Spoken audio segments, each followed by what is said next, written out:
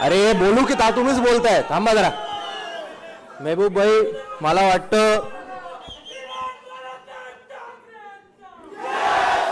असं वाटतं तुम्ही जरा जास्तच घोडे तयार केलेत. घोडे एवढे तयार झालेत की आजची सभा संपल्यावर डायरेक्ट मंत्रघर जातात की काय अशी भीती वाटायला लागलेली आहे.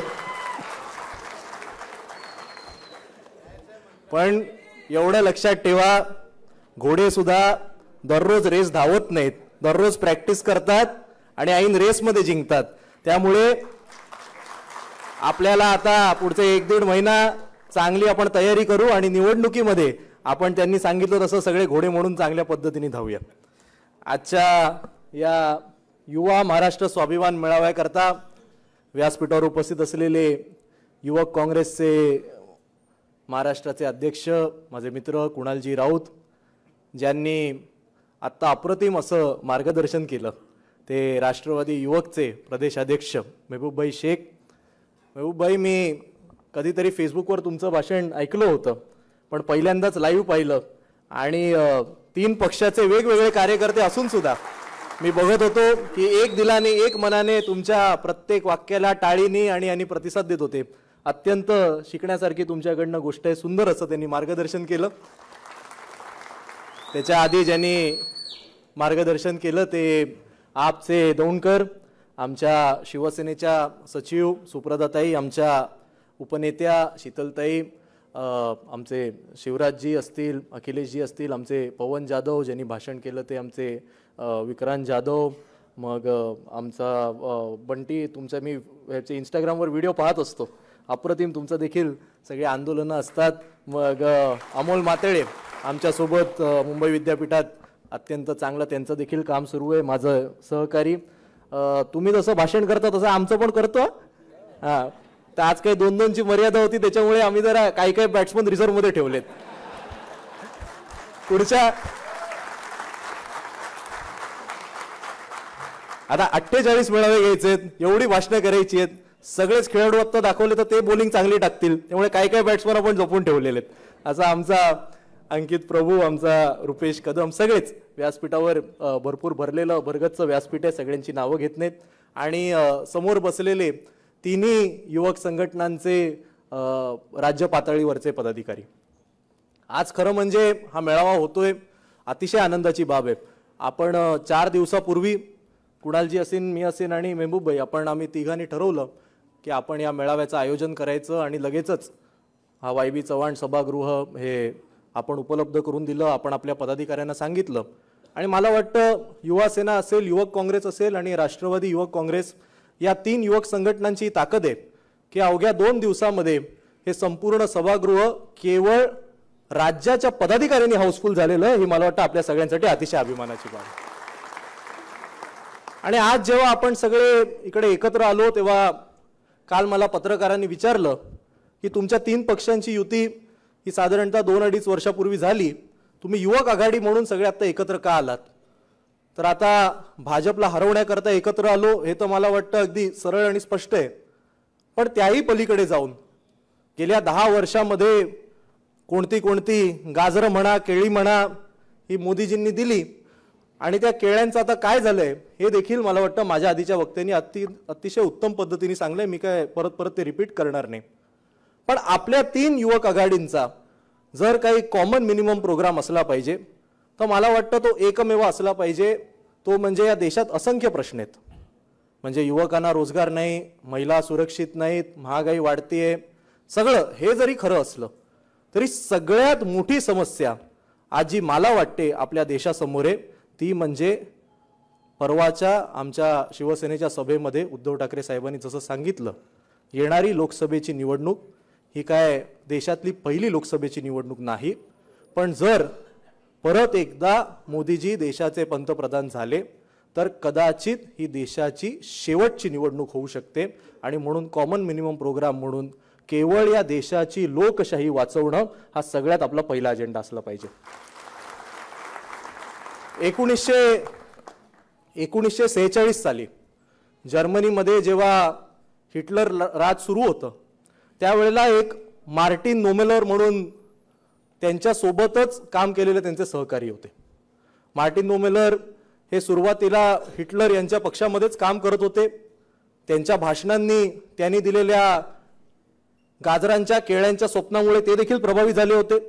पण जसं त्यांचं राज्य आलं तसं तसं त्यांना कळायला लागलं की हुकुमशाही किती भयंकर असते। आणि 1946 साली म्हणजे आत्तापासून ते साधारणतः 80-85 वर्षापूर्वी त्यांनी एक कविता केली होती। मी ती कविता वाचून दाखवतो, त्याचा संदर्भ हा आजही तुम्हाला पटेल। मार्टिन नोमेलर म्हणतात, first they came for the communists and I did not speak out because I was not a communist. Then they came for the socialists and I did not speak out because I was not a socialist. Then they came out for the trade unionists and I did not speak out because I was not a trade unionist. Then they came for the Jews and I did not speak out because I was not a Jew. And then they came for me, but there was no one left to fight for me. आज आपल्या देशामध्ये अशीच काही परिस्थिती झालेली आहे। आज आपण पाहू शकतोय, एका बाजूला मी म्हणालो तसं रोजगार असेल, असुरक्षता असेल, हे सगळे प्रश्न आहेतच, पण देशाची लोकशाही ही किती मोठ्या प्रमाणात धोक्यामध्ये आहे हे आपण साऱ्यांनी समजून घेणं गरजेचं आहे। कोरोनासारख्या काळामध्ये जेव्हा केवळ आपला देश नाही संपूर्ण जग लॉकडाऊनमध्ये होतं, त्यावेळेला मध्य प्रदेश आणि कर्नाटक सारख्या दोन महत्त्वाच्या मोठ्या राज्यांमध्ये काँग्रेसची एक हाती सत्ता जवळपास असताना या लोकांनी त्यांचे आमदार फोडले आणि त्यांचं सरकार पाडलं। आपण तेव्हा महाराष्ट्रामध्ये आपल्या तिघांचं सरकार उत्तम पद्धतीने काम करत होतं, त्यामुळे आपण काही फार विचार केला नाही। 2022 साली उद्धव ठाकरे साहेबांच्या नेतृत्वाखाली आणि पवार साहेब असतील, काँग्रेसचे सगळे नेते असतील, यांच्या सगळ्यांच्या सहकार्यांनी उत्तम असं काम करणारं महाविकास आघाडी सरकार जेव्हा यांना कळलं की जर हे 3 पक्ष एकत्र राहिले तर महाराष्ट्रामध्ये 48 पैकी 4 सीट सुद्धा यांच्या येणार नाहीत, त्यावेळेला त्यांनी सर्वात आधी शिवसेना पक्ष फोडला तर फोडला, ठीक आहे। ज्या लोकांना आमच्या सोबत राहायचं नव्हतं ते तिकडे गेले, त्यांनी थेट राजीनामा देऊन भाजपमध्ये प्रवेश केला असता आम्हाला काही वाटलं नसतं। पण 40 आमदार आम्हाला सोडून गेले आणि सोडून गेल्यानंतर त्यांनी थेट शिवसेना पक्ष आणि शिवसेना चिन्हावर दावा केला। आता पक्ष आणि चिन्हाचा निर्णय कोण घेतं? निवडणूक आयोग घेतो। निवडणूक आयोगाने आम्हाला सांगितलं की तुम्ही म्हणताय शिवसेना तुमची, ते म्हणतायत शिवसेना त्यांची, जर सिद्ध करायचं असेल तर पक्षाची घटना सादर करा आणि तुमच्या सोबत किती पदाधिकारी आहेत कार्यकर्ते ते दाखवा, त्यांच्या सोबत किती पदाधिकारी कार्यकर्ते ते दाखवा आणि मग आपण निर्णय घेऊ। कुणालजी, आम्ही 3 ते 4 महिने उपस्थित आमची सगळी यंग टीम आहे, आम्ही साऱ्यांनी मेहनत केली आणि ऑन रेकॉर्ड सांगतो मी, शिवसेना उद्धव बाळासाहेब ठाकरे या पक्षाकडून आम्ही 25 लाख ॲफिडेव्हिट ही ट्रकनी आणि ट्रेननी भरून भरून दिल्लीला पाठवली आणि शिंदे गटाकडनं अवघी 2.5 लाख ॲफिडेव्हिट हे त्यांच्यापर्यंत पोहोचली। जेव्हा घटनेची बाब आली त्यावेळेला मध्ये आम्ही जनता न्यायालय घेतलं होतं, तुमच्यापैकी किती लोकांनी ते पाहिलं मला माहिती नाही, पण 2004 साली खुद्द हिंदू हृदय सम्राट शिवसेना प्रमुख सन्माननीय श्री बाळासाहेब ठाकरे यांनी आत्ताचे आमचे पक्षप्रमुख उद्धव ठाकरे साहेबांना शिवसेनेचं कार्याध्यक्ष केलं आणि ती जी काही आमची कार्यकारिणी झाली त्याचं संपूर्ण चित्रीकरण आणि त्याचे सगळे कागदपत्र हे आम्ही निवडणूक आयोगाला सादर केले। दर 6 वर्षांनी पक्षांतर्गत या निवडणुका घ्यायला लागतात, त्याच्यानंतरची जी काही निवडणूक झाली, कार्यकारिणी झाली, त्याची प्रत आम्ही सादर केली। 2012 साली हिंदू हृदय सम्राटांचं निधन झालं। निधन झाल्यानंतर उद्धव ठाकरे साहेबांना शिवसेनेचं पक्षप्रमुख करण्यात आलं आणि त्या कार्यकारिणीमध्ये तर आत्ताचे जे स्पीकर म्हणून काम करतायत ते राहुल नार्वेकर हे स्वतः तिकडे उपस्थित होते।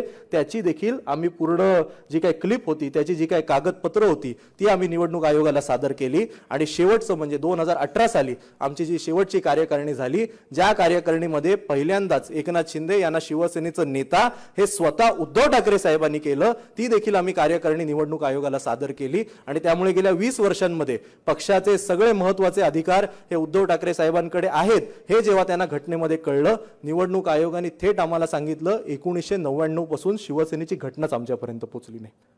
बिनधास्त म्हणजे गेले 20 वर्ष त्यांचं म्हणणं आहे की शिवसेना पक्ष हा अधिकृत पक्षच नव्हता। मग कसे आम्ही इतके वर्ष निवडणुका लढत होतो? कुठे गेली आपल्या देशातली लोकशाही? बरं, आमच्या सोबत जे घडलं 2023 साली तंतोतंत त्याचं तशीची तशी स्क्रिप्ट ही तुमच्याबद्दल झाली, राष्ट्रवादी काँग्रेस पक्षाबद्दल झाली। बरं, निर्लज्जपणाचा अजून एक कळस त्यांनी गाठला।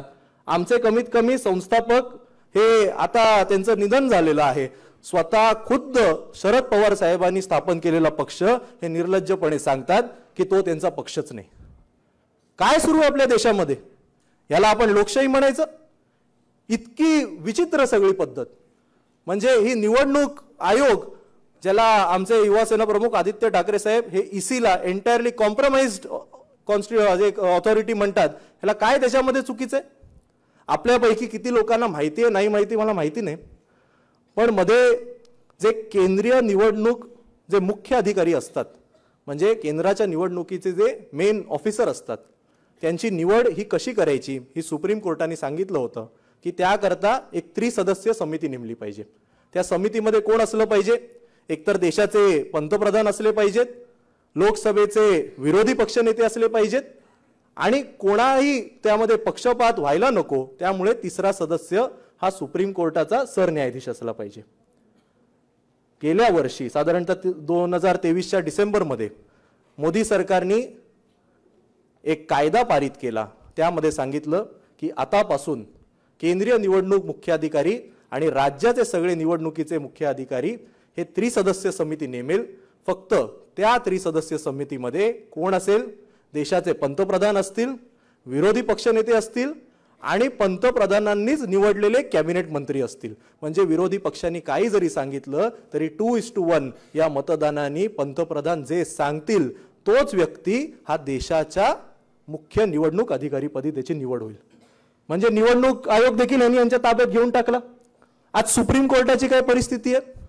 किरण रिजिजू जे या देशाचे कायदे मंत्री होते, त्यांनी उघडपणे असं सांगितलं होतं 3 की 4 वेळा, म्हणजे सुप्रीम कोर्टामध्ये अनेक खटले हे केंद्र सरकारचे सुरू असतात आणि काही खटल्यांमध्ये सरकारच्या विरोधात निकाल आल्यानंतर काही असे मोठे खटले नव्हते.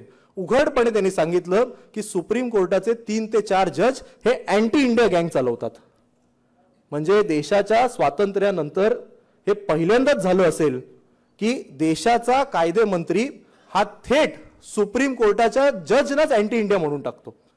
नुसतं तेवढं नाही, आजपर्यंतचं देशाच्या स्वातंत्र्यानंतर आपली प्रथा आहे की सुप्रीम कोर्टाची जजची निवड कशी होते, तर ते सगळे त्यांच्या कॉलेजियमच्या माध्यमातून काही नावं रेकमेंड करतात आणि ती केवळ एक म्हणजे ती एक प्रोसेस करावी म्हणून ती सरकारकडे पाठवली जाते आणि तशीची तशी नावं ती सगळी मान्य केली जातात आणि सुप्रीम कोर्टचे जजची निवड होते.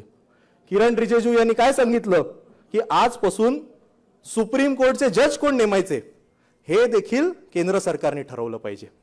म्हणजे निवडणूक आयोग यांच्याकडे पाहिजे, सुप्रीम कोर्ट यांच्याकडे पाहिजे. जो पक्ष यांच्या सोबत काम नाही करत तो पक्ष फोडून चिन्ह पण यांच्याकडे पाहिजे. उरलेले जे विरोधी पक्ष आहेत त्यांच्यामधलं कुठल्याही नेत्यांनी आवाज उठवला की त्याच्या मागे ईडी लावायची, आयटी लावायची, सीबीआय लावायचं, खरं म्हणजे मेहबूब भाई तुम्ही बोलत असताना सगळे हसत होते, पण मला वाटतं ही आता हसण्याच्या पलीकडे गेलेला विषय हा. तुम्ही म्हणत होता तुमच्या प्रत्येक नेत्याला, आपच्या नेत्याला तिकडे जेलमध्ये टाकले. खरं म्हणजे तुमच्या सगळ्या नेत्यांचं अभिनंदन केलं पाहिजे. त्यांच्यामध्ये जेलमध्ये जाण्याची आणि पक्षासोबत उभं राहण्याची हिंमत आहे. हे आमचे आणि राष्ट्रवादीच काही घाबरट निघाले, थोडी धमकी दिली की तिकडे पळून गेले. पण हे काय सुरू आहे आपल्या देशामध्ये? विरोधी पक्षांनी बोलायचं नाही, सुप्रीम कोर्टाचे जज यांच्या हिशोबाने पाहिजेत आणि त्याच्यामुळे तुमची निवडणूक आयोग पण यांच्या ताब्यामध्ये पाहिजे. आज मीडियाची काय परिस्थिती आहे? लोकशाहीचा चौथा स्तंभ म्हणून ज्या मीडियाला समजलं जातं त्या मीडियाची काय परिस्थिती आहे? मी काय कुठल्या एका चॅनल दुसऱ्या चॅनलला गोदी मीडिया वगैरे म्हणणार नाही, जे खरं घडलं तेवढंच सांगेन. BBC नावाचा मोठा चॅनल आहे, माहिती आहे ना तुम्हाला? 150 वर्षापासून त्यांचा इतिहास आहे. ब्रिटिश ब्रॉडकास्टिंग कंपनी म्हणून ओळखलं जातं, आंतरराष्ट्रीय पातळीचा तो चॅनल आहे. त्यांनी मोदीजींवर एक डॉक्युमेंटरी प्रसिद्ध केली. ती डॉक्युमेंटरी मोदीजींच्या विरोधात जाईल हे कळल्यानंतर दुसऱ्या दिवशी BBCवर आयटीच्या धाडी टाकण्यात आल्या. एका चॅनलवर आयटीच्या धाडी टाकण्यात आल्या, एका पत्रकारावर नाही. BBCवर थेट आयटीच्या धाडी टाकण्यात आल्या. लोकशाही चॅनल, आपलाच मराठी चॅनल, त्यांनी भाजपच्या एका नेत्याचा व्हिडिओ दाखवला. 7 दिवसामध्ये केंद्राने लोकशाही चॅनलची परमिशनच कॅन्सल करून टाकली. म्हणजे मीडियाला पण संपूर्ण संदेश दिला, विरोधात गेलात तर आयटी लावू नाहीतर चॅनल रद्द करू. आज कोणाची हिंमत आहे यांच्या विरोधात बोलायची? एक ते NDTV वाले बोलायचे, NDTV वाल्याच्या मालकांना न विचारता त्यांच्या मित्रांना सांगून अख्खा NDTV चॅनलच विकत घेऊन टाकला. मी परत एकदा सांगतो मित्रांनो, हसण्यावर घेऊ नका, परिस्थिती गंभीर आहे. 4 स्तंभ होते लोकशाहीचे, प्रत्येक स्तंभ या लोकांनी मोडून टाकलेला आहे. आपल्या देशामध्ये आपले जे नेते मंडळी आहेत हे सोडून 2 सॉफ्ट पॉवर काम करतात. सॉफ्ट पॉवर म्हणजे काय, तर देशाच्या नागरिकांवर त्यांचा कोणत्या ना कोणत्या पद्धतीने इन्फ्लुएन्स होत असतो. कुठल्या सॉफ्ट पॉवर आहेत, एक म्हणजे बॉलिवूड, दुसरं म्हणजे क्रिकेट. मोदीजी सत्तेत आल्यानंतर त्यांना कळलं की आता आपली लोकसभेमध्ये सत्ता आली आहे, बाकी जिकडे जिकडे सत्ता नाही तिकडचे आमदार बिमदार फोडू शकतो, पण क्रिकेट आणि बॉलिवूडवाले जर आपल्या विरोधात गेले तर उद्या आपली सत्ता उलटू शकते, म्हणून सगळं लक्ष त्यांनी त्याच्यावर केंद्रित केलं. बॉलिवूडवाले जेव्हा उघडपणे ट्विटरच्या माध्यमातून ह्यांच्या विरोधात बोलायला लागले तर त्याच्यात ज्याला आपण एक सर्वोच्च नेता म्हणून किंवा ज्या टॉप 2-3 अभिनेत्यांमध्ये मोजला जातो त्या थेट शाहरुख खानच्या पोरालाच उचलून 21 दिवस आत टाकून दिलं. सगळ्या बॉलिवूडला संदेश दिला, अरे शाहरुखच्या पोराला उचलून आत टाकलं, तुम किस खेत की मुली हो. सगळे बॉलिवूडवाले गप्प झाले. तिथपर्यंत हे लोक थांबले नाहीत. दीपिका पदुकोण पासून उत्तम वेगवेगळ्या अभिनेत्री, त्यांनी काही चूक केली होती की नाही केली होती मला माहिती नाही, मी त्यांना ओळखत पण नाही, माझं घेणं देणं नाही. सगळ्यांना एनसीबीच्या कार्यालयामध्ये 8-8 तास बोलवलं होतं. पाहिलेलं की नाही तुम्ही? त्याच्यानंतर पहा अख्खं बॉलिवूड आता या लोकांनी फिल्मफेअर गुजरातला घेतलं, सगळे तिकडे जाऊन नाचतात. क्रिकेटचं तर काय केलंय तुम्हाला माहिती आहे. अमित शहाचे सुपुत्र ज्यांना हातात बॅट पकडता येत नाही त्यांना थेट अध्यक्ष बनवून टाकले. आज कुठल्या क्रिकेटरमध्ये हिंमत आहे भाजपच्या विरोधात बोलायचं? भाजपच्या विरोधात बोलले, थेट प्लेइंग 11 मधनं गायब. ते पण हातात घेऊन टाकलं. कुठे चाललाय देश आपला? मीडिया वाकवून टाकली, सुप्रीम कोर्टाचं हे लोक ऐकायला तयार नाही, निवडणूक आयोग हातामध्ये घेऊन टाकला, क्रिकेट हातात घेऊन टाकलं, बॉलिवूड हातात घेऊन टाकलं. विरोधात तुम्ही बोललात तर तुमच्या मागे खोटे गुन्हे टाकले जातील, तुम्हाला बेल मिळणार नाही. आमचे सहकारी सूरज चव्हाण, आज त्यांची तारीख होती, जजच आले नाहीत. गेल्या 2 तारखेला जजच येत नाहीत, कशी बेल मिळणार? संजय राऊत साहेबांना 1 तारखेला बेल मिळाली असती, कधी विरोधी पक्षाचा वकीलच यायचा नाही, कधी जजच यायचा नाही. आणि अशा सगळ्या या अतिशय विचित्र परिस्थितीमध्ये आपण सारे लढतोय. हे मला वाटतं तुम्ही सगळ्यांनी अतिशय म्हणजे हिमतीने आपण उतरलेला आहात आणि हीच हिंमत आता आपल्याला कायम ठेवली पाहिजे. होतं काय की आपण सारे राजकीय कार्यकर्ते आहोत, त्यामुळे आपल्याला या गोष्टींची तरीफार माहिती असते. पण आपले जे सामान्य युवक आहेत, आपले जे मित्रमैत्रिणी आहेत, हे स्वतःच्या जीवनामध्ये एवढे व्यस्त असतात की त्यांना या सगळ्या गोष्टी जरी आजूबाजूला घडत असतील तरी त्या लोकांना यांचं ज्ञान नसतं, त्यांना हे सगळं कळतच नसतं. अर्धी आपले मित्रमैत्रिणी तर पूर्ण दिवस ते इंस्टाग्रामवरच अडकलेले असतात. मी देखील माझा 1-1, 2-2 तास जातात. त्यामुळे आपल्या देशामध्ये कशी लोकशाही संपून कुठेतरी हिटलरशाही सुरू होते हे जर आता आपण लोकांना समजून शकलो नाही तर आज जो आपला मेळावा होतोय लोकसभा निवडणुकीमध्ये परत एकदा जर मोदीजी विजयी झाले तर अशा मेळाव्यांवर सुद्धा कदाचित ते लोक बंदी घालतील.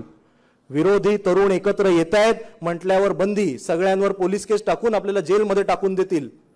आणि म्हणून जसं मी म्हणालो, मी ज्या कवितेचा उल्लेख केला, 85 वर्षापूर्वी जर्मनीमध्ये ज्या वेळेला वेगवेगळ्या घटकांवर अन्याय करण्यात आले तेव्हा युवकांनी आवाज उचलला नाही, कारण ते म्हणाले माझा संबंध काय. आणि जेव्हा युवकांवर वेळ आली तेव्हा कोणच त्यांच्यासाठी लढायला उरलं नव्हतं.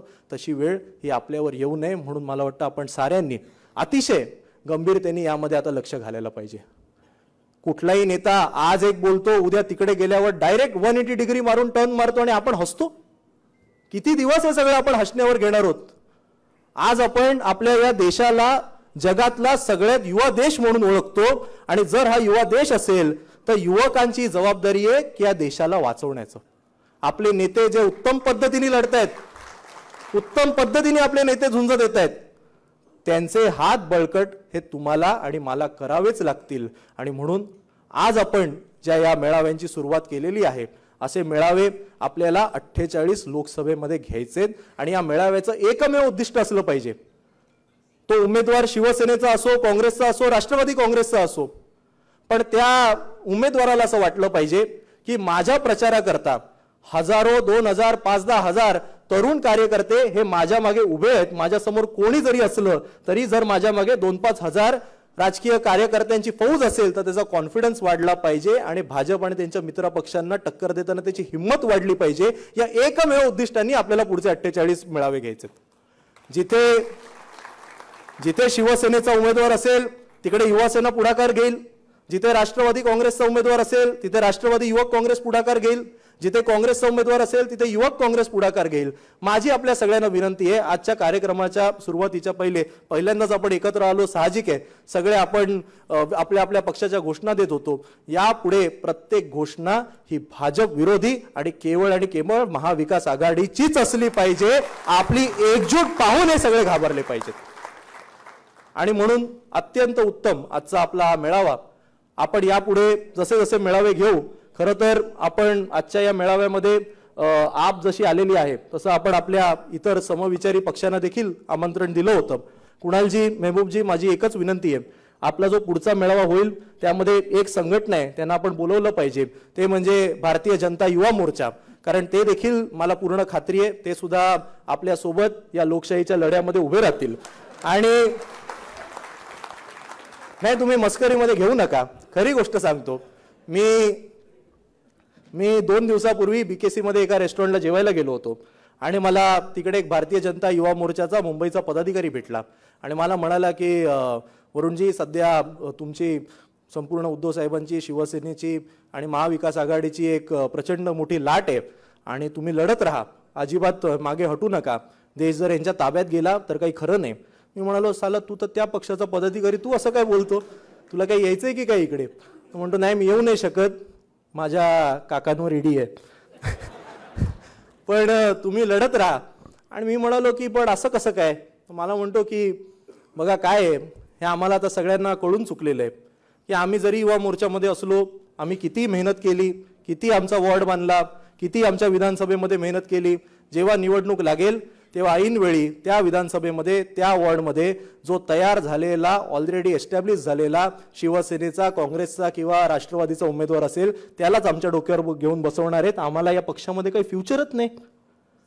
आणि मग मी रात्री जाऊन विचार केला की आपण सगळे मिळून वारंवार म्हणतो भाजपला असं लढायचंय, भाजपसोबत हे करायचंय, भाजपसोबत ते करायचंय. महाराष्ट्रामध्ये भाजप आहे कुठे? ओरिजिनल भाजप कुठे?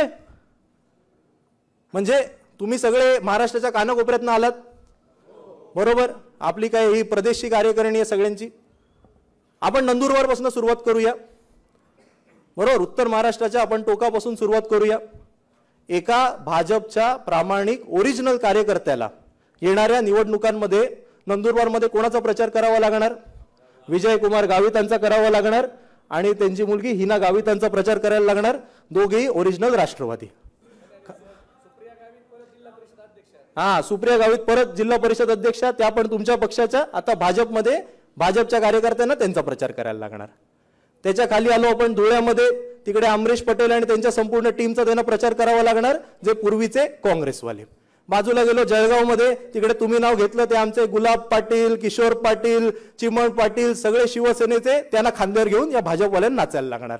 खाली आलो नगरमध्ये, पूर्ण तो विखे पाटील परिवाराचा या लोकांना झेंडे लावायला लागणार, त्यांच्याच नावाच्या घोषणा द्यायला लागणार, जे आधी शिवसेनेसोबत होते, नंतर काँग्रेसमध्ये गेले, आता भाजपमध्ये गेलेत. अजून खाली आलो पश्चिम महाराष्ट्राची सुरुवात करू. पुण्यामध्ये ज्या भाजपच्या कार्यकर्त्यांनी सांगितलं होतं आमच्या जिल्ह्यामध्ये आम्ही घड्याळ दिसू देणार नाही, आता त्याच लोकांना घरोघरी अजितदादा आणि घड्याळ पोचवावं लागणार. ह्याच्यापेक्षा दुर्दशा कुठल्या कार्यकर्त्याची होऊ शकत नाही.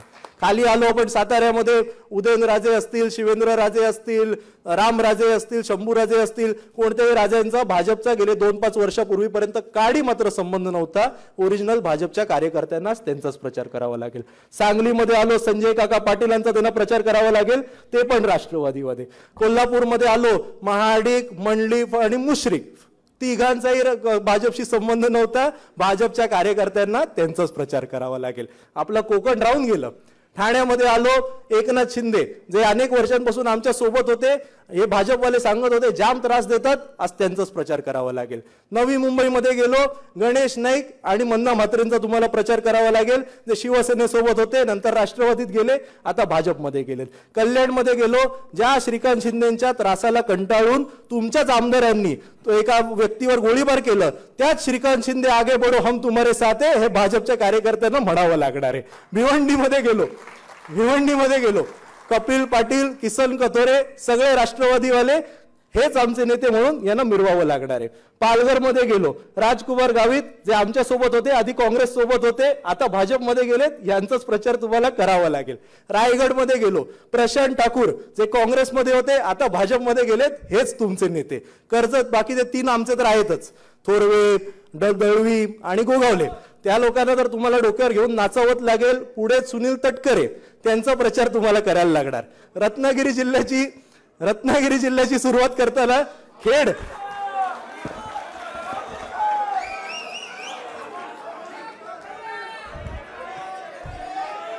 खेड नाही ते सिंधुदुर्ग. थांबा, रत्नागिरी जाऊ आपण, येऊ त्यांच्यावर पण येऊ. खेडमध्ये ज्या रामदास कदमांनी असंख्य वेळा भर सभेमध्ये भाजपच्या नेत्यांना शिव्या दिलेल्या आहेत, त्याच रामदास कदमांचा झेंडा आणि त्यांचेच बॅनर हे भाजपच्या कार्यकर्त्यांना लावायला लागणार. रत्नागिरीमध्ये जे उदय सामंत काल राष्ट्रवादीमध्ये होते, आता शिवसेनेत आहेत, त्यांचा जयघोष किंवा त्यांच्या भावाचा जयघोष हा भाजपच्या कार्यकर्त्यांना करायला लागणार. सिंधुदुर्गामध्ये केसरकर, राष्ट्रवादी, शिवसेना आणि आता ह्यांचे नेते. आणि सगळ्यात मोठं दुर्दैव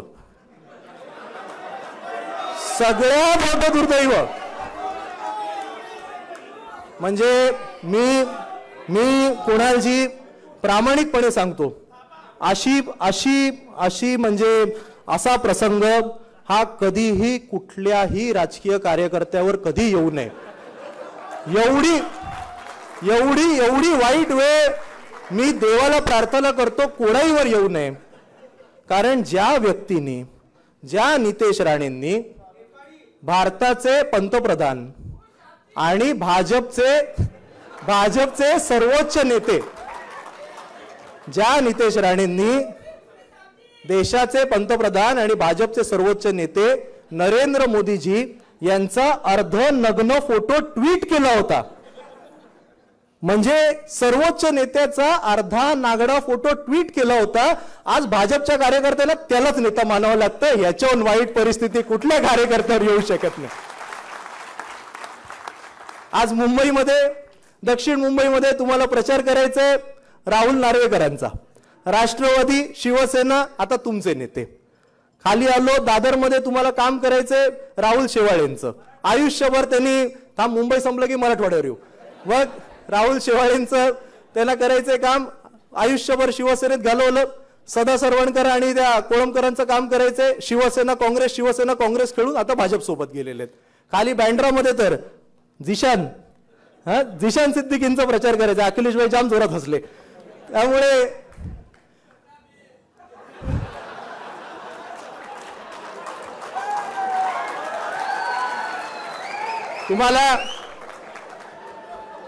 तुम्हाला पश्चिम उपनगरामध्ये प्रवीण दरेकरांचं काम करायचंय, ज्यांची पार्श्वभूमी शिवसेना, मनसे आणि ते भाजपवासी झालेले आहेत. पूर्व उपनगरामध्ये त्या राम कदमांचं काम करायचंय, जे मनसे मधनं भाजपमध्ये गेलेले आहेत.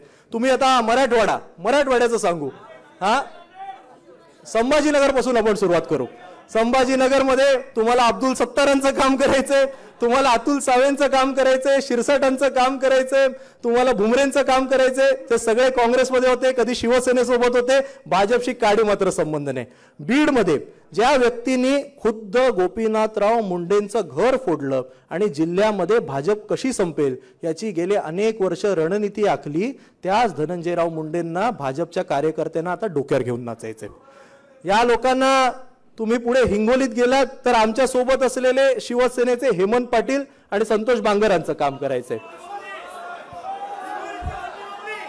तुम्हाला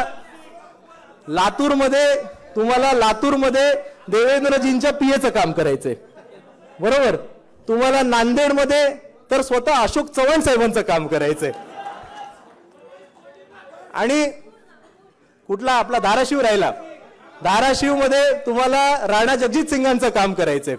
सोलापूर राहिलं, सोलापूरमध्ये तुम्हाला ते तानाजी सावंत असतील, नाईक निंबाळकर असतील, ज्यांची पार्श्वभूमी राष्ट्रवादी, शिवसेना अशी राहिलेली आहे. आता भाजपचे नेते म्हणून तुम्हाला त्यांच्यासोबत काम करायचंय.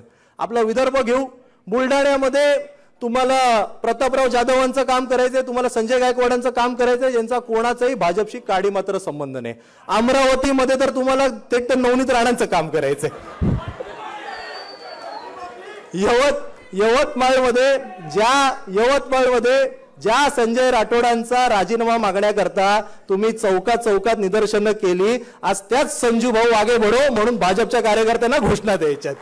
आणि ज्या वाशिममध्ये एका कॉन्ट्रॅक्टरकडनं पैसे मागितल्याची ऑडिओ क्लिप ज्या भाजपच्या कार्यकर्त्यांनी व्हायरल केली होती, आज ताई तुम्हीच आमच्या नेत्या म्हणून भाजपच्या कार्यकर्त्यांना काम करायचे. आज भंडारा गोंदियामध्ये ज्या प्रफुल्ल पटेलांच्या विरोधात वर्षानुवर्ष हे लोक भांडत राहिलेले, आज त्याच प्रफुल्ल पटेलांना नेता म्हणून भाजपच्या लोकांना काम करायचंय. आणि शेवटी राहिलेला तो नागपूर जिल्हा, जिथे संघाचं मुख्यालय, जिथे स्वतःला हे लोक होम ग्राउंड समजतात, त्या होम ग्राउंड मध्ये सुद्धा तुम्हाला समीर मेघेंचं, जे पूर्वाश्रमीचे काँग्रेसचे आहेत, आणि आमच्या सोबत असलेल्या कृपाल तुबण यांचं काम करायचंय. त्यामुळे एखाद कुठला जिल्हा मला वाटत नाही राहिला असेल, पण महाराष्ट्राचं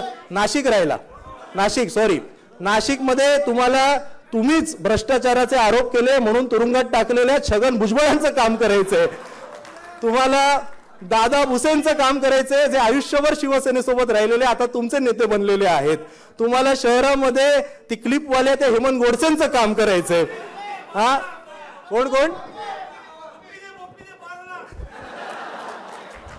त्यामुळे संपूर्ण महाराष्ट्रामध्ये सुहास कांदे आहेत.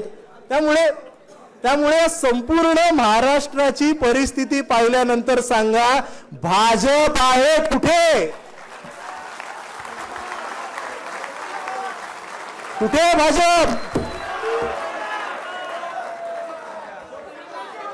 आणि म्हणून माझी विनंती आहे, अजिबात टेन्शन घेऊ नका. प्रचार जेव्हा सुरू होईल तेव्हा ते तुम्हाला सांगतील, आमच्याकडे ईडी आहे, आमच्याकडे आयटी आहे, आमच्याकडे सीबीआय आहे, आमच्याकडे शेकटो आमदार आहेत, इलेक्ट्रल बॉन्ड मधनं कमवलेले 10,000 कोटी आहेत. तुमच्याकडे काय आहे एवढंच सांगा. आमच्याकडे मुठभर असतील तरी निष्ठावंत आहेत. आज व्यासपीठावर पहा, दौंडकर ओरिजिनल ना रे?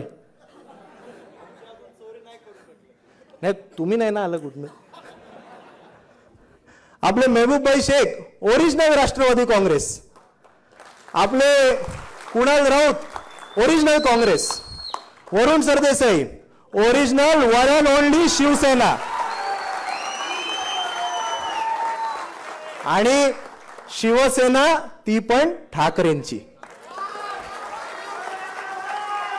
आणि त्यामुळे शिवरायांचा इतिहास आपल्याला सांगतो. आणि त्यामुळे शिवरायांचा इतिहास आपल्याला सांगतो की जेव्हा कधी युद्ध हे भाडोत्री सैन्यामध्ये होतं, सगळे त्यांचे भाड्यावरचे भाडोत्री सैन्यामध्ये होतं आणि निष्ठावंत मावळ्यांमध्ये होतं.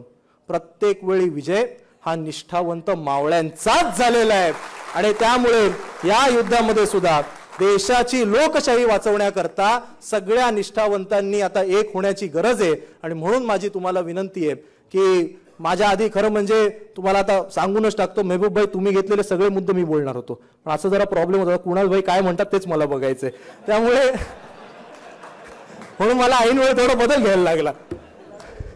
त्यामुळे वेगवेगळे प्रश्न देशासमोर असताना, लोकशाही धोक्यामध्ये असताना सगळ्या निष्ठावंतांना माझी विनंती आहे की आजपासून आपण सारे सज्ज होऊया. खरगे साहेबांचे हात मजबूत करूया, पवार साहेबांचे आपण हात मजबूत करूया, उद्धव साहेबांचे आपण हात मजबूत करूया. महाविकास आघाडीची जागा कोणती कोणाला ते वरिष्ठ नेते निर्णय घेतील. आपण आपापसातले मान अपमान सारे बाजूला ठेवूया. आपण सारे मित्र बनून, बंधू भगिनी म्हणून कामाला लागूया आणि 48 पैकी 48 जागा या केवळ आणि केवळ महाविकास आघाडीच्या विजयी होतील अशा करता आपण प्रयत्न करूया. मी परत एकदा सगळ्या आपल्या टीमचं खूप खूप अभिनंदन करतो. आजपासून आपण सारे घोड्यावानी धावायला लागू आणि अत्यंत चांगलं काम करू. जय हिंद, जय महाराष्ट्र.